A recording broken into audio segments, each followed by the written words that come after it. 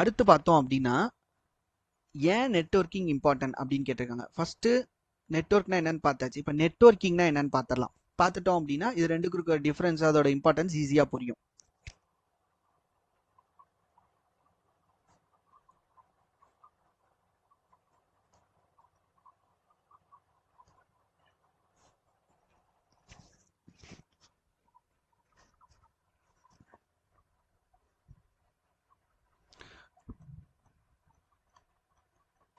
நெட்வொர்க்ன்றது connection of two or more devices.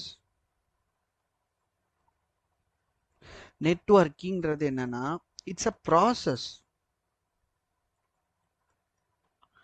ப்ராசஸ்னா இந்த நெட்வொர்க்கை install பண்ணக்கூடிய ப்ராசஸ், மெயின்டைன் பண்ணக்கூடிய process, and then troubleshoot பண்ணுறது. ஏதாவது இஷ்யூ ஆயிடுச்சுன்னா அதை ஃபிக்ஸ் பண்ணுறதுக்கு ட்ரபுள் ஷூட் பண்ணுறது. இது எல்லா ப்ராசஸ்மே நெட்வொர்க்கிங் சொல்லுவோம். ஸோ கனெக்ஷன் அப்படின்ற டெர்மினாலஜி வந்துச்சுன்னா அது நெட்வொர்க்கு. அதை பில்ட் பண்ணி அதை மெயின்டைன் பண்ணுறது, ட்ரபுள் ஷூட் பண்ணுறது, இந்த எல்லா ஒர்க்கும் வந்துச்சுன்னா அது வந்து நெட்வொர்க்கிங் சொல்லுவோம். நெட்வொர்க்குக்கும் நெட்வொர்க்கிங்க்கும் இருக்கக்கூடிய டிஃப்ரென்ஸ் இதுதான். நெட்வொர்க்கிங்கோட இம்பார்ட்டன்ஸ், வித்தவுட் நெட்வொர்க் இல்லை அப்படின்னா என்ன நடக்கும்? நம்மகிட்ட இருக்க டேட்டாவை ஒரு இடத்துல இந்த இடத்துக்கு ஷேர் பண்ண முடியுமானா பண்ண முடியாது. ரொம்ப ரொம்ப ஸ்லோவான டேட்டா ட்ரான்ஸ்ஃபராக இருக்கும். அது ரொம்ப கஷ்டம் ஒரு இடத்துல இந்த இடத்துக்கு டேட்டா ட்ரான்ஸ்ஃபர் பண்ணுறது.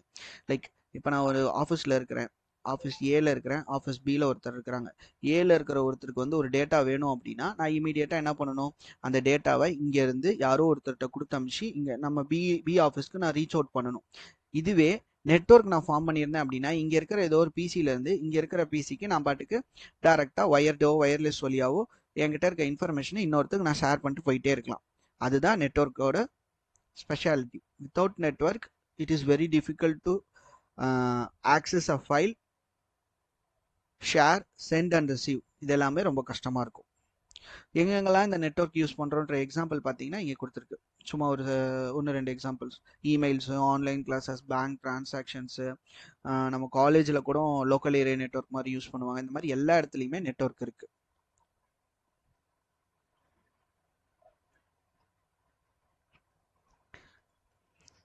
இப்போ ஐடிக்கு வந்து மேஜரான காம்போனன்ட்ஸ் பில்லர்ஸ் மாதிரின்னு பார்த்தோம்னா ஹார்ட்வேர், சாஃப்ட்வேர், நெட்வொர்க் இதெல்லாம் சொன்னோம் இல்லையா? அப்போ நெட்வொர்க்கிங்னு ஒருத்தவங்க இருப்பாங்க இல்லையா? இதே மாதிரி ஒரு செட் ஆஃப் இது இருக்கும் இல்லையா? அது என்னன்னு பார்த்தோம்னா நெட்வொர்க்கிங் டிவைசஸ். அதில் மேஜரான டிவைசஸ் என்னன்னா ஸ்விட்சு, ரவுட்ரு, மோடம், ஆக்சிஸ் பாயிண்ட், நிக் கார்டு இதெல்லாமே இருக்கு. இதில் இன்னைக்கு நம்ம பார்க்க போகிற டாபிக் வந்து மெயினாக நிக் கார்டுனா என்ன, அதோட பர்பஸ் என்ன, எங்கெங்கெல்லாம் யூஸ் பண்ணுறோம், எப்படி யூஸ் பண்ணுறோம், எதுக்கு யூஸ் பண்ணுறோன்றதெல்லாம் இன்னைக்கு பார்க்கலாம்.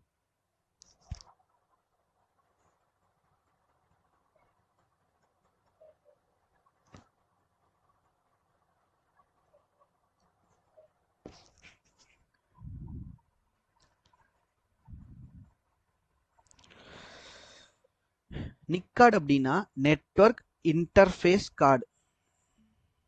நிக் கார்டுன்றது நெட்வொர்க் இன்டர்ஃபேஸ் கார்டு. இந்த நெட்வொர்க் இன்டர்ஃபேஸ் கார்டு எதுக்காக அப்படின்னா இது வந்து ஒரு கேட்வேவா ஆக்ட் ஆகும். எதுக்கும் நம்ம கிட்ட இருக்கக்கூடிய டிவைஸ்க்கும் நம்ம ஃபார்ம் பண்ணியிருக்க நெட்வொர்க்குக்கும் ஒரு கேட்வேவா ஆக்ட் ஆகும். ஈஸியாக சொல்லணும் அப்படின்னா இது என்னோட பிசி அப்படின்னு எடுத்துக்கலாம். இந்த பிசியில் 2 பிசி எடுத்துக்கலாம். PC 1, PC 2. இது ரெண்டையும் நான் இப்போ த்ரூ வயர்டு நான் ஒரு நெட்வொர்க் ஃபார்ம் பண்ணிட்டேன். இப்போ ஒரு நெட்வொர்க் ஃபார்ம் ஆயிடுச்சு. இப்போ நான் இதை ஃபார்ம் பண்ண உடனே இங்கேருந்து இங்கே டேட்டா ட்ரான்ஸ்ஃபர் பண்ண முடியுமா? பண்ண முடியாது. ஏன் அப்படின்னா இதுக்குள்ள நிக் கார்டு அப்படின்னு சொல்லிட்டு ஒரு சின்ன டிவைஸ் ஒன்று இருக்கும். வித்தவுட் தட் நிக் கார்டு நம்மளால டேட்டா ட்ரான்ஸ்ஃபர் பண்ண முடியாது. அந்த நிக் கார்டு என்ன பண்ணும் அப்படின்னா அந்த நிக் கார்டு அப்படின்றது இந்த நெட்வொர்க்குக்கு ஒரு கேட்வேவா என் மூலமா நீ வந்து டேட்டாவை ட்ரான்ஸ்ஃபர் பண்ணிக்குவ. ஏன்னா நம்ம கிட்ட இருக்கக்கூடிய டேட்டா வந்து பிடிஎஃப் ஃபார்மேட்ல இருக்கலாம், வேர்ட் ஃபார்மேட்ல இருக்கலாம், ஜேபேக் இந்த மாதிரி எதுனா இமேஜ் ஃபார்மேட் எது வேணாலும் இருக்கலாம். அப்படி இருக்கக்கூடிய அந்த பர்டிகுலர் ஃபார்மேட்ல இருக்கக்கூடிய ஃபைல்ஸு இது எல்லாத்தையும் நம்ம ஷேர் பண்ணணும். ஒரு டேட்டாவை ஷேர் பண்ணணும் அப்படின்னா ஒவ்வொன்றும் ஒவ்வொரு ஃபார்மேட்ல இருக்கும் இல்லையா? அதை ப்ராசஸ் பண்ணி ஒரு டிவைஸ்ல இருந்து இன்னொரு டிவைஸ்க்கு ஷேர் பண்றதுக்கு ஹெல்ப் பண்ணக்கூடிய ஒரு கேட்வேவா இருக்கக்கூடிய ஒரு டிவைஸ் தான் இந்த நிக் கார்டு. இவனோட வேலை வந்து கொடுத்துருக்கக்கூடிய டேட்டாவை டேட்டா பேக்கெட்ஸாக மாற்றி, டேட்டா பேக்கெட்ஸ்னா என்ன, அது எந்த இடத்துல யூஸ் ஆகும் அப்படின்றது நம்ம அப்கமிங் செஷன்ஸில் டீட்டெயில்டாக பார்க்கலாம். ஸோ கொடுத்துருக்கிற டேட்டாவை ஒரு அது ஒரு ஃபார்மேட்டாக மாற்றும். அந்த ஃபார்மேட் தான் டேட்டா பேக்கெட்ஸ்ன்னு சொல்லுவோம். அந்த டேட்டா பேக்கெட்ஸாக மாற்றி இங்கேருந்து இன்னொரு இடத்துக்கு ஒரு பிசிலேருந்து இன்னொரு பிசிக்கு, ஒரு இடத்துலேருந்து இன்னொரு இடத்துக்கு நம்ம என்ன நம்மளோட கன்வீனியன்ட்டை பொறுத்து நம்ம எப்படி கேட்குறோமோ அது மாதிரி டேட்டா ட்ரான்ஸ்ஃபர் பண்ணுறதுக்கு யூஸ் பண்ணக்கூடிய ஒரு டிவைஸ் தான் இந்த நிக் கார்டு. இதோட ஹிஸ்ட்ரி அப்படின்னு பார்த்தோம் அப்படின்னா, எப்பயும் போல ஒரு டிவைஸ் ஒன்று இன்வென்ட் பண்ணுறாங்க அப்படின்னா எடுத்தோடனே பப்ளிக் யூஸ்க்கு வராது. அதே மாதிரி தான் இதுவும். இது ஃபர்ஸ்ட் கண்டுபிடிச்சது யூனிவர்சிட்டியில் தான் கண்டுபிடிச்சாங்க. பிஃபோர் தட் இது கண்டுபிடிக்கிறதுக்கு முன்னாடி வேக்கம் டியூப்ஸ், நம்ம கம்ப்யூட்டர் ஜென்ரேஷன்ஸ் ஆஃப் கம்ப்யூட்டர் படிக்கும் போது ஜென்ரேஷன் 1 ஜென்ரேஷன் 2 அப்படின்னு சொல்லி படிச்சிருப்போம் இல்லையா, பேசிஸ் ஆஃப் கம்ப்யூட்டர் படிக்கும் போது. அதுக்கு முன்னாடிலாம் வேக்கம் டியூப்ஸ் வச்சு தான் யூஸ் பண்ணிட்டு இருந்தாங்க. ரூம் சைஸ்க்கு பெரிய கம்ப்யூட்டர்லாம் இருந்துச்சுன்னு சொல்லிப்போம். அது மாதிரி அந்த வேக்கம் டியூப்ஸோட ஹெல்ப் மூலமாக தான் கம்யூனிகேஷன் நடந்துட்டு இருந்துச்சு. வெறும் 1 KB டேட்டா ஷேர் பண்ணுறதுக்கே it will take maximum number of time, ரொம்ப நேரம் எடுத்துக்கும். டேட்டா ஷேர் பண்ணுறது ரொம்ப ரொம்ப சிரமமாக இருந்துச்சு இந்த வேக்கம் டியூபோட ஹெல்ப்போட. அதை ரீப்ளேஸ் பண்ணுறதுக்கு கண்டுபிடிச்சது தான் இந்த நிக் கார்டு. இது ஃபர்ஸ்ட் யூனிவர்சிட்டியில தான் கண்டுபிடிச்சாங்க. அதுக்கப்புறமேட்டு நல்லா சக்ஸஸ்ஃபுல்லாக இருக்கும். மிலிட்ரி பேஸ்க்கு கொடுத்தாங்க. மிலிட்ரி பேஸ்லும் நல்லா ஓகே அப்படின்னு நல்லா யூஸ்ஃபுல்லாக இருந்ததுனால ஓகே இதை பப்ளிக் யூசேஜுக்கு லான்ச் பண்ணலாம்னு சொல்லிட்டு இன்னைக்கு நம்ம யூஸ் பண்ணிட்டு இருக்கோம் நிக் கார்டை.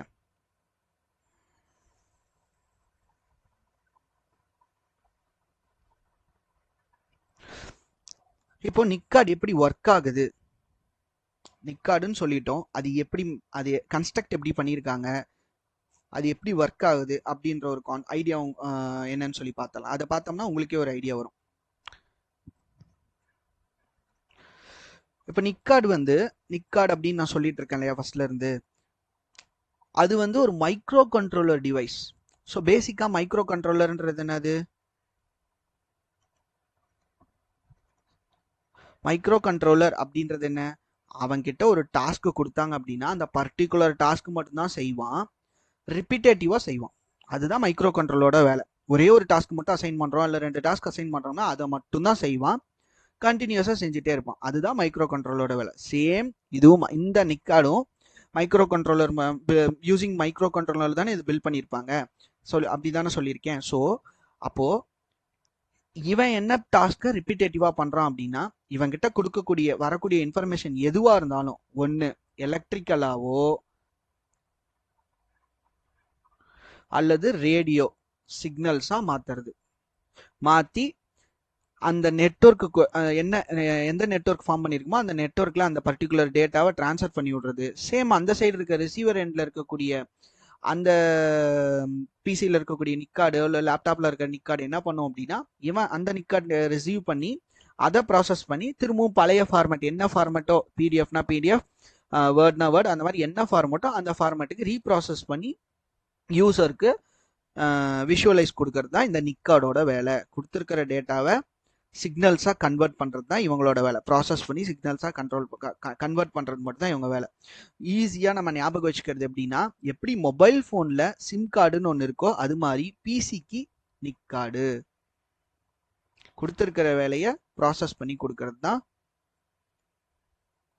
இந்த நிக் கார்டோட வேலை. இப்போ நிக் கார்டுனா என்னன்னு ஒரு ஐடியா புரிஞ்சாமா? புரிஞ்சுண்ணா. இப்போ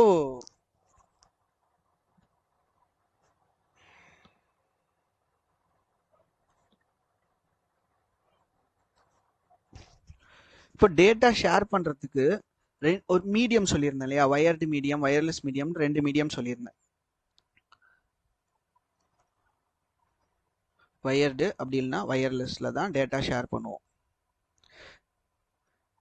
இந்த 2 மீடியம்ல என்னென்ன டைப்ஸ் ஆஃப் டேட்டா ஷேரிங் நம்ம பண்ணலாம், எதோட சப்போர்ட்டோட பண்ணலாம் அப்படின்னா, வயர்டுனா ஆப்வியஸா கேபிள்ஸ் தான். கேபிள்ஸ்ல என்னென்ன டைப்ஸ் இருக்குன்னா, coaxial cables, twisted pair cables, OFC cables அப்படின்னு சொல்லியிருக்கு. ஓஎஃப்சினா ஆப்டிக்கல் ஃபைபர் கேபிள்.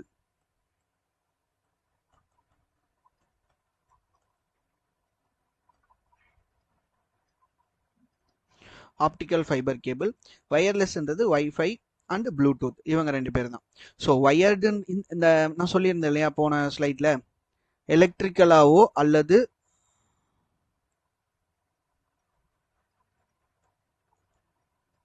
ரேடியோ சிக்னலாவோ இது வந்து சேஞ்ச் பண்ணி கொடுக்குன்ட்டு. எலக்ட்ரிக்கல் சிக்னல் வந்து வயர்டுக்கும், ரேடியோ சிக்னல் வந்து வயர்லெஸ்க்கும் சம்மந்தப்பட்டது. ஸோ இருக்கக்கூடிய டேட்டாவை இருந்துட்டு இந்த கேபிள்ஸோட சப்போர்ட் மூலமாக தான் நம்ம வந்துட்டு ஃபர்ஸ்ட் நெட்வொர்க் ஃபார்ம் பண்ண முடியும். அப்படி ஃபார்ம் பண்ண நெட்வொர்க்கை ஒரு டேட்டாவை ஒரு இடத்துல இன்னொரு ஷேர் பண்ணோம் அப்படின்னா இந்த நிக்கார்டு இந்த மீடியமோட சப்போர்ட்டோட தான் நம்மளால ஒரு இடத்துல இருந்து இன்னொரு இடத்துக்கு ட்ரான்ஸ்ஃபர் பண்ண முடியும்.